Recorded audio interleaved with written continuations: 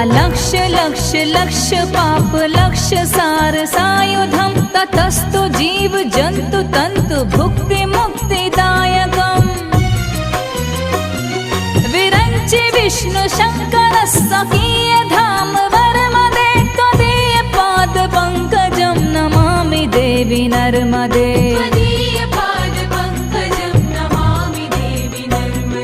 Namami Devi